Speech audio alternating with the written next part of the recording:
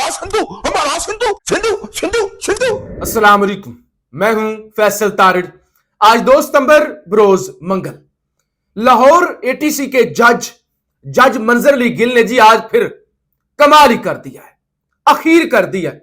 आपने बड़े बड़े फैसले सुने होंगे, पिछले 2 सालों में 3 सालों में फैसले ही तो सुने हैं, अदालतों का मुंह ही तो देखा है, मुख्तलिफ जजों को ही तो ऑब्जर्व किया है, और एक से बढ़कर एक अनमोल रतन 26वीं तरमीम के बाद फिर मजीद पूरी कौम को यह सादत हासिल हुई कि वो पाकिस्तान के निजाम इंसाफ को जरा करीब से देख सकें। लेकिन आज अलीमा खान के छोटे बेटे शेरशाह खान के जमानत वाले केस के अंदर लाहौर एटीसी के जज मंजर अली गिल ने जो कमाल किया है, जो फैसला सुनाया है, तो लिहाजा उसके बाद अब जज मंजर अली गिल ने तमाम पिछले जो है वो रिकॉर्ड तोड़ दिए हैं। बड़ी खबर है जो इस वीडियो के अंदर मैंने आपके सामने रखनी है। अडियाला से एक तरफ तो आज मुलाकातों का दिन है और हो सकता है मुलाकात करवा भी दी जाए। मैंने रात को जो वीलॉग किया था, मैंने कहा था जराए ये दावा कर रहे हैं कि हो सकता है आज मुलाकात करवा दी जाए। दूसरी तरफ अडियाला से खान की हेल्थ के हवाले से जो खबरें आ रही हैं वो खबरें अच्छी नहीं है, यानी पॉजिटिव हौसला अफजा खबरें नहीं है। और याद रहे ये खबरें सरकारी रिपोर्ट्स की हैं। सरकारी डॉक्टर, अभी तो कोई प्राइवेट खान का पर्सनल डॉक्टर चेक करेगा फिर क्या सूरत हाल होगी, लेकिन सरकारी डॉक्टर ये कहने पर मजबूर हो चुके हैं कि खान की हालत ठीक नहीं है। इस हवाले से भी हमने बात करनी है और कुछ दीगर बड़ी अहम खबरें हैं। सबसे पहले आपसे गुजारिश है इस YouTube चैनल को जरूर सब्सक्राइब करें, वीडियो को लाइक करें, शेयर करें और अपनी राय का इजहार जरूर किया करें। अलीमा खान का बड़ा बेटा शाहरेज खान सबसे पहले गिरफ्तार होते हैं। 8 रोजा जिस्मानी रिमांड जज के सामने, यानी जज मंजर अली गिल साहब का जो कंडक्ट है, सुभान अल्लाह, जो उन्होंने 9 मई की सजाएं सुनाई, वो फैसले, वो भी सुभान अल्लाह, जिस तरह के गवाह एक्सेप्ट किए गए वो भी सुभान अल्लाह। शाहरेज खान सबूत होने के बावजूद जुडिशियल कर दिया गया, मुकदमा डिस्चार्ज नहीं किया गया। उसके बाद शेरशाह खान गिरफ्तारी, 5 रोज का जिस्मानी रिमांड के बाद कल उन्हें अदालत में पेश किया गया। जमानत का केस लगा हुआ था। प्रोसिक्यूटर साहब आए, उन्होंने कहा भाई हमने तो अभी तक फाइल नहीं पढ़ी, वो रिकॉर्ड ही हमारे पास नहीं है, रिकॉर्ड तो हाई कोर्ट गया हुआ है। जज साहब ने कहा तो क्या हुआ, हाई कोर्ट गया हुआ, मैं बैठा हुआ हूं ना, मुझे बताएं क्या करना है। उन्होंने कहा इल्तवा दे दे, हम रिकॉर्ड वापस ले आएंगे। जज साहब ने कहा ठीक है, और कुछ? उन्होंने कहा बहुत शुक्रिया। जज साहब ने फिर इल्तवा दे दिया। अब आज 2 सितंबर आज फिर केस लगा उसी जज मंजर अली गिल के अदालत के अंदर, जो कहते हैं मेरी अदालत के अंदर सहाफी ना आए, रिपोर्टर ना आए, अगर आए तो कॉपी पेंसिल लेके आए, मोबाइल बिल्कुल भी लेकर ना आए। और बड़ा सा उन्होंने बोर्ड भी लगवा दिया जिस पर उन्होंने लिखवा दिया कि भाई मोबाइल लाना सख्ती से मना है। जज साहब नाराज हो जाते हैं।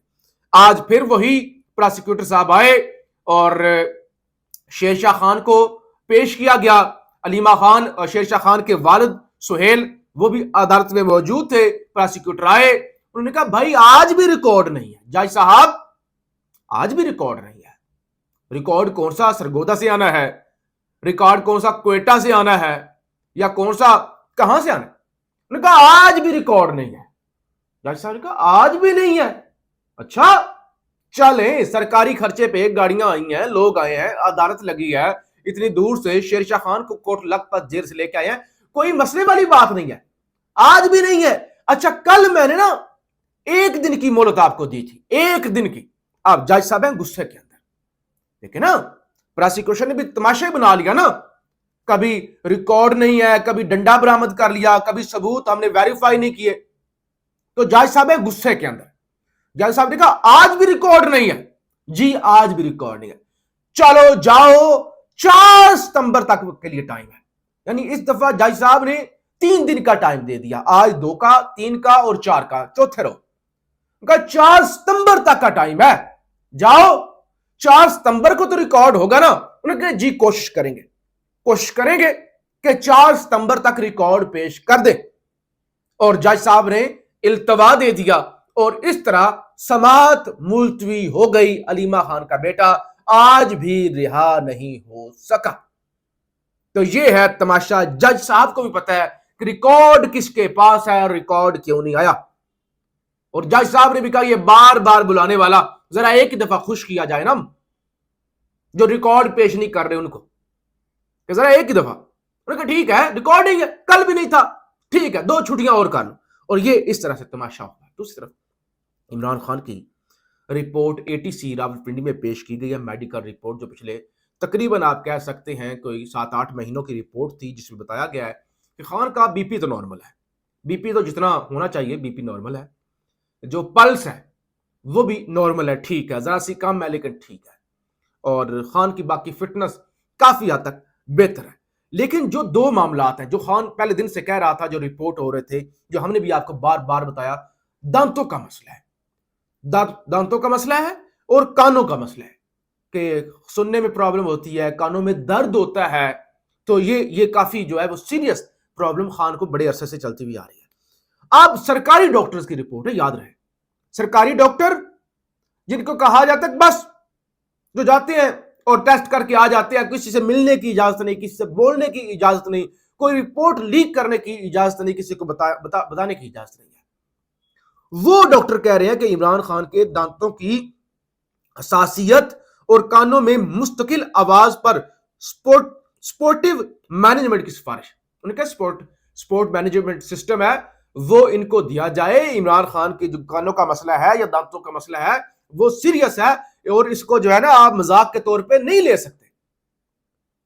اور یہ رپورٹ اڈیالہ جیل کی جانب سے, پیمز کے ڈاکٹرز کی جانب سے ATC راولپنڈی میں جمع کروا دی گئی ہے. یہ سرکاری رپورٹ ہے, اور سرکاری رپورٹ کہہ رہی ہے کہ عمران خان کی حالت اڈیالہ جیل کے اندر ٹھیک نہیں ہے. دوسرے نمبر پہ خبر یہ ہے کہ جناب PTI نے قومی اسمبلی کے اجلاس کے بائیکاٹ کا فیصلہ کر لیا, کمیٹیوں سے استعفے دیے. اس کے بعد اب PTI نے یہ فیصلہ کیا کہ ہم الگ سے, اگر ہم اجلاس میں جائیں گے 5-10 منٹ کے لیے جائیں گے, وہاں پہ احتجاج کریں گے, نعرے بازی کریں گے, اس کے بعد ہم اپنی اسمبلی لگائیں گے, ہمارا اپنا اسپیکر ہوگا. تو لہذا ایک پیرالل ہم عوامی اسمبلی لگائیں گے, قومی اسمبلی کا جو رول آف بزنس ہے اس کا ہم بائیکٹ کریں گے, اس کے اندر جو ہے وہ نہیں بیٹھیں گے. اچھا, جیلوں کی خبریں میں نے آپ کے سامنے اڈیالہ کی رکھی.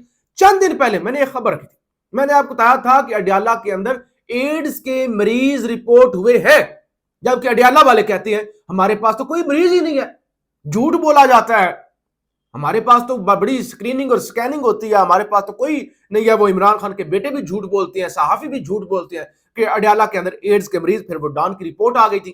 آج ترجمان محکمہ داخلہ پنجاب کا جو بیان آیا ہے وہ ساری صورتحال, یعنی جسے کہتے ہیں نا اقرار جرم, وہ یہ ہے.